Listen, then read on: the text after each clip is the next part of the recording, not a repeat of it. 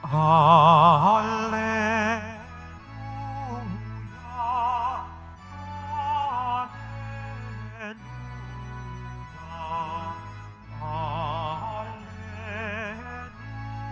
hallelujah, hallelujah.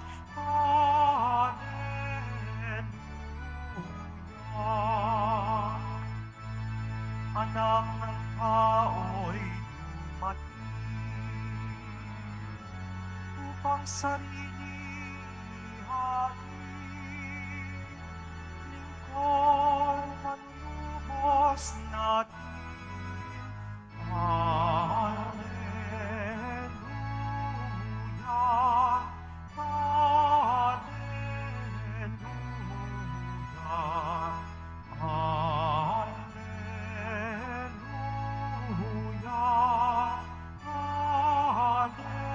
hallelujah.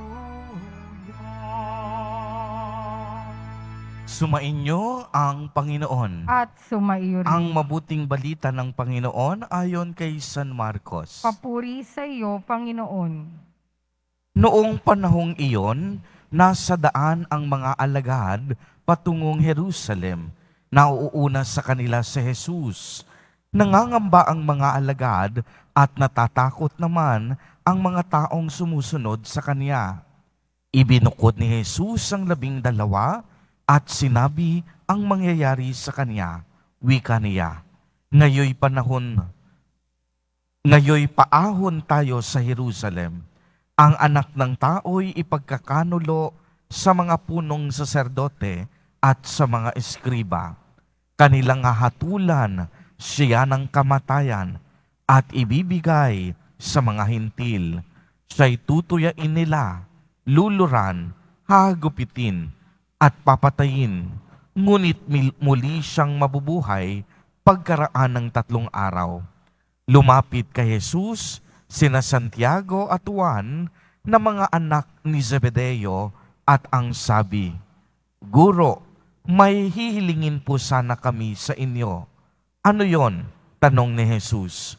Sumagot sila, sana'y makaupo kami katabi ninyo sa inyong kaharian, isa sa kanan at isa sa kaliwa. Hindi ninyo nalalaman ang inyong hinihingi. Sabi ni Jesus sa kanila, mababata ba ninyo ang hirap na babatahin ko? Pabibinyag ba kayo sa binyag na daranasin ko? Opo, tugon nila. Sinabi ni Jesus, nang hirap na babatain ko'y babatain nga ninyo, at kayo'y bibinyagan sa binyag na daranasin ko. Ngunit wala sa akin ang pagpapasya kung sino ang mauupo sa aking kanan at sa aking kaliwa. Ang mga luklukang sinasabi ninyo'y para sa mga pinaghandaan. Nang marinig ito ng 10 alagad, nagalit sila sa magkapatid, kaya't pinalapit sila ni Jesus at sinabi, alam ninyo ang mga itinuturing na pinuno ng mga hintil ay siyang pinapanginoon, at ang mga dinadakila ay siyang nasusunod. Ngunit hindi ganyan ang dapat na umiral sa inyo. Sa halip, ang sino man sa inyo ang ibig maging dakila ay dapat maging lingkod, at sino mang ibig maging pinuno ay dapat maging alipin ang lahat, sapagkat ang anak ng tao ay naparito, hindi upang paglingkuran, kundi upang maglingkod at ibigay ang kaniyang buhay sa ikatutubos ng marami. Ang mabuting balita ng Panginoon. Pinupuri ka namin, Panginoong Hesukristo. Magsiupo po ang lahat. Magandang umaga po sa inyong lahat, mga kapatid kay Kristo. Sa lahat po ng ating mga taga-subaybay, sa iba't ibang online platforms, at sa lahat ng ating mga kadiboto, sa iba't ibang panig ng Pilipinas, at maging sa buong mundo, kung saan tayo ay naaabot ngayon ng ating live streaming. Mapayapang umaga din po sa inyong lahat. Purihin at dakilain natin ang ating Panginoon, ang mahal na poong Jesus Nazareno. Mga kapatid kay Kristo, sa ebanghelyo natin ngayon, narinig natin ang kahilingan ni na Santiago at Juan kay Jesus na maupo sila isa sa kanan at isa sa kaliwa sa kaniyang kaharian. Isa po sa mga aral na pwede nating matutunan mula sa pangyayaring ito ay ang katotohanan na hindi lamang tayo dapat magtrabaho para sa ating mga pangangailangan sa lupa. Sa halip, sa lahat ng oras at sa lahat ng paraan, dapat nating laging hangarin ang langit. Dapat pinagtatrabahuhan at gumagawa tayo ng paraan o sakripisyo para makapunta at makarating sa langit. Kung mapapansin po ninyo, matapos tanungin ng magkapatid si Jesus Nazareno, agad sumagot ang ating Panginoon. Binanggit niya sa paraang patanong, mababata ba ninyo ang hirap na babatahin ko? Pabibinyag ba kayo sa binyag na daranasin ko? At ano po ang sagot ni na Santiago at Juan? Sinabi nila, opo.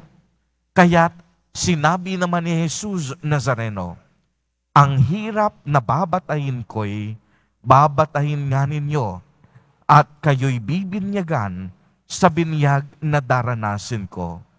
Ngunit ito yung mahalagang sinabi ni Jesus, wala sa akin ang pagpapasya kung sino ang mauupo sa aking kanan at sa aking kalawa. At kung mapapansin ninyo, sa bandang dulo ay nagbanggit si Jesus Nazareno. Ang sino mang nais maging dakila, dapat maging lingkod. Mga kapatid kay Kristo at mga kadiboto, kung nais nating makapasok sa kaharian ng Diyos, dapat marunong tayong maglingkod. Maglingkod tayo sa Diyos at maglingkod din tayo sa ating kapwa. Ito ay pagpapakita ng ating pananampalataya at ang ating kahandaan na malampasan ang anumang hamon sa ating buhay upang sa gayon makamit natin ang gantimpala ng buhay na walang hanggan. Wala pong imposible sa taong sumasampalataya. Sa tuwing si Jesus ay humihingi at kumakatok sa pintuan ng ating puso upang maging bahagi ng kaniyang misyon, upang maging tagapagpahayag ng kaniyang mabuting balita, upang maging daluyan o instrumento ng kaniyang pagbabago. Naway tulad ni Santiago at Juan, ang tugon natin ay oo. Kagaya nila, ang pagtugon natin naway paglilingkod sa Diyos. Anumang nakaabang na panganib, anumang paghihirap na maaaring naghihintay, anumang pag-uusig na maaari nating kaharapin, sa bawat pag-oo natin sa Diyos, ay alam naman natin na kailanman hindi siya magpapabaya sa atin, sapagkat kailanman hindi nagpabaya ang Diyos, lalong-lalo na sa kaniyang mga tapat na lingkod. At kapag sinabing hindi nagpapabaya ang Diyos, ibig sabihin wala tayong bagay na dapat katakutan dahil ang lahat na ating kakailanganin ay ibibigay sa atin ng Panginoon. Hindi lang ng mga material na bagay, ngunit higit sa lahat, pupunuin niya tayo ng lakas ng loob, ng tibay ng pananampalataya, at ng masidhing pagmamahal. Mga kapatid kay Kristo, sa tuwing sasagot tayo ng oo, at sa tuwing pinagpapabago natin ang ating pangako sa Diyos, may mga bagong posibilidad na magbubukas sa atin.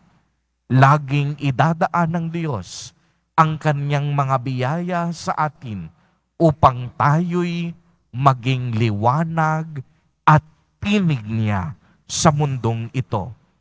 Sa tuwing iaalay natin ang ating sarili para sa paglilingkod at para sa kaniyang kaluwalhatian, lagi tayong makatitiyak na kasama natin ang Diyos sa bawat sandali at sa bawat pagkakataon ng ating buhay.